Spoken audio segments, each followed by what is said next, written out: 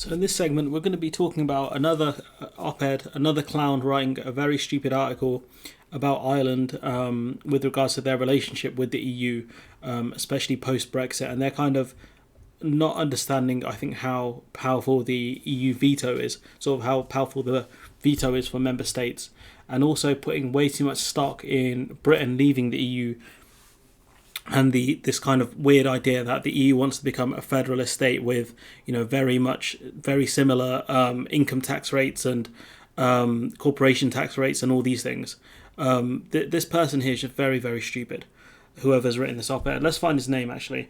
Dr. Ian Dreer. I don't care.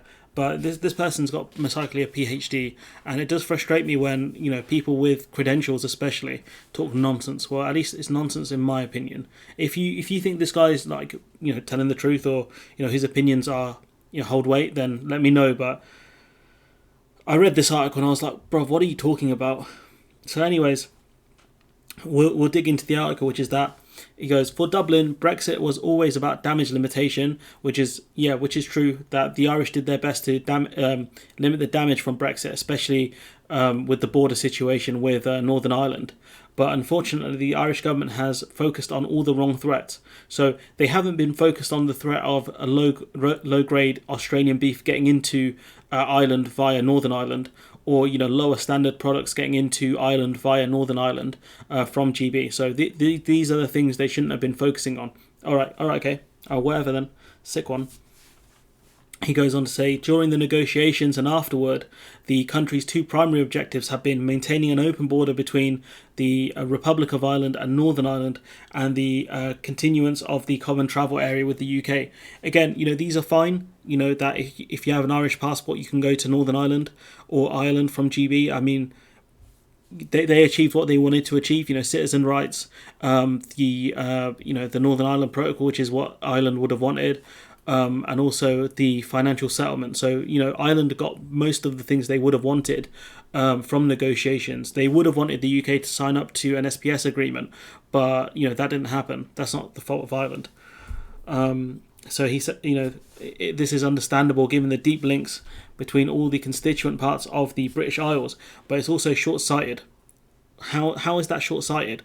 Making sure everything is running as smoothly as possible. How is that short-sighted? It's so dumb.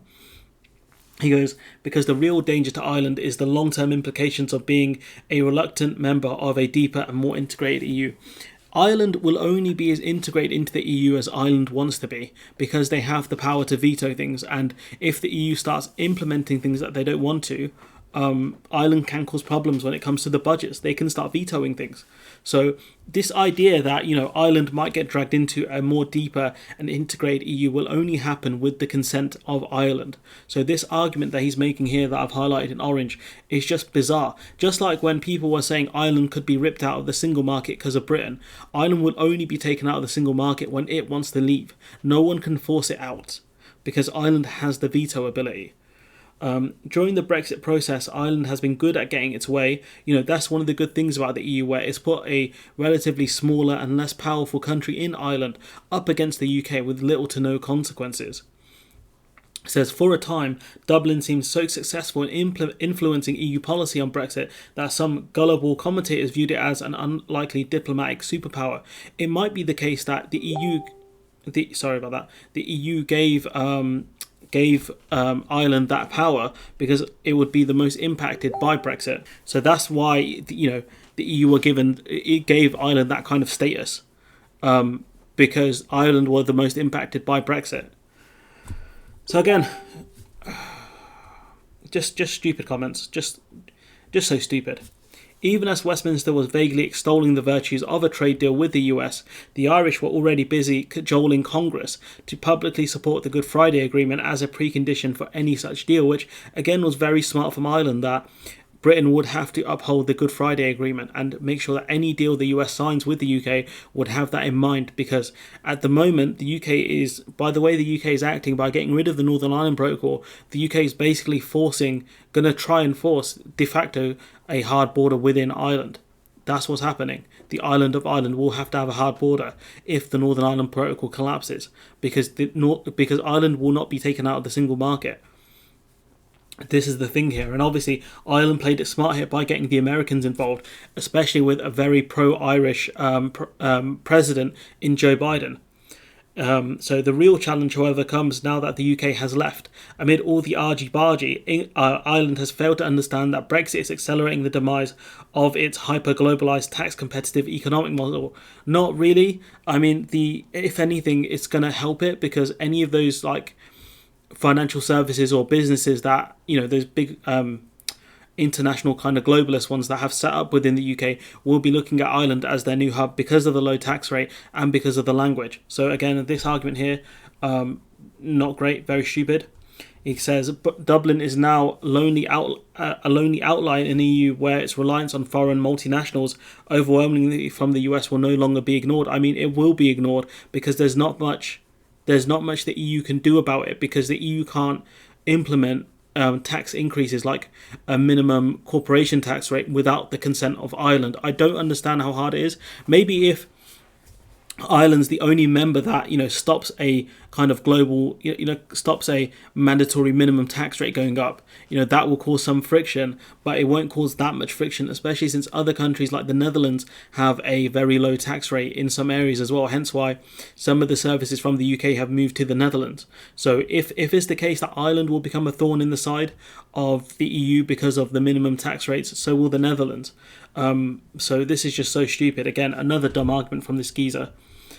It's little wonder that Ireland's economic model has become bête noire of the EU policy matchmaking, which means like the black beast or something like that, or something to be disliked or avoided. Again, not everyone can follow Ireland's tax policy, because that creates a race to the bottom. Only a few countries can get away with this. That's why Ireland have done it, but other countries may not have done it because it would impact them in other ways. They might not be able to get these big multinationals in, and therefore they'll lose a massive amount in corporation tax. That's why, again, another stupid argument. With Britain no longer using its weight to support a wider globalist, Atlanticist and free market vision, the EU countries like Ireland that still cling to these principles are becoming hopelessly exposed. I mean, that's true. That's true that Ireland will become exposed by this, and when other countries try to implement minimum tax rates, Ireland will be a sore thumb in that, but there's very little consequences of that. There's not much they can do. They'll have to negotiate with Ireland to push Ireland to have higher tax rates. And even then, Ireland will still have the lowest tax rate because they'll have the absolute mandatory minimum, as long as it's not something higher like 19% mandatory minimum or say 25%, whatever the lowest other rates that other countries have. So again, these arguments he's making here are just stupid. He goes on to say the advent of a greater focus on tax nationalism in the US and Europe has also facilitated a more aggressive approach by the EU under the banner of fairness. But, like I said, Ireland might stick out because of their low corporation tax rate, but there's not much the EU can do about it. I don't understand why that's so hard for this person to understand. The veto exists, my friend. He goes on to say, faced with the prospect of pure irrelevance, Brussels has bet the house on a bigger, more expensive, more centralised EU. I mean, that's not really true, is it? Because the Brussels is not becoming irrelevant. The EU is not becoming irrelevant for a start, and not to mention the fact that they're not really centralising it that much. And if Ireland wanted to stop that centralisation, they could easily do so. COVID-19 has provided Brussels with the impetus to reach for a deepening that was long thought impossible. Again, bro, I don't understand what your issue is. I'm just going to say veto at this point. This has dramatically altered the internal dynamics of the EU and accelerated the shift towards a tighter grouping with joint borrowing, a common corporate tax system. Again, a common corporate tax system. So say countries start copying each other and having similar systems with similar rates. That's one thing, but that would be more of a voluntary thing than anything. It won't be enforced. And a whole raft of additional EU level taxes. That could happen, but again, veto. That could stop it. So it's up to Ireland if they want those additional taxes. Let's not forget that the UK had a very low tax rate of, I think Ireland's is around 15%, but the UK's had it at 9% for over a decade, and the UK was rarely penalised for that. No one was like, oh, I can't believe the UK have such a low tax rate. How dare they? French, Germans, Italians, no one was saying that really. So again, very stupid arguments. He goes on to say, for decades, Ireland exploited a gap within the EU, combining a British-infused trading outlook and American investment with openly Europhile support for the wider integration project, including the euro currency. So saying like Ireland has tried to copy the UK in terms of like support for corporations, but also tried to be very EU-like in the adoption of the euro.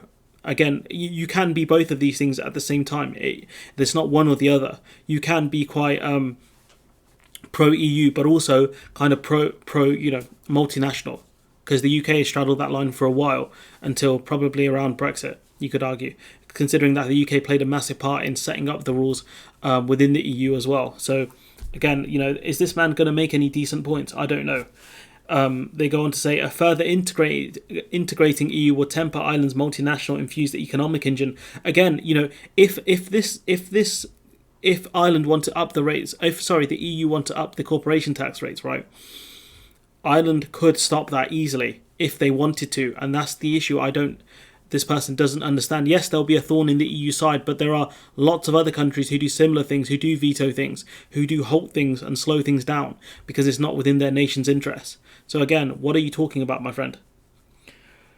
It says, at the same time, Ireland is also seeking to maintain open borders with the UK. Again, he's being very pedantic here because they are trying to keep an open border with Northern Ireland, but not with GB. So this person is technically right, but they're very much wrong. Because yes, the UK includes Northern Ireland, which Ireland wants good relationships with and an open border, but it does not want an open border with the rest of GB. Otherwise, Ireland wouldn't have been for the Northern Ireland Protocol, would they have? Like, come on, dude. You've got a PhD. Like, where's your brain at? They go on to say, and it's not just Dublin's economic model that is challenged by these developments.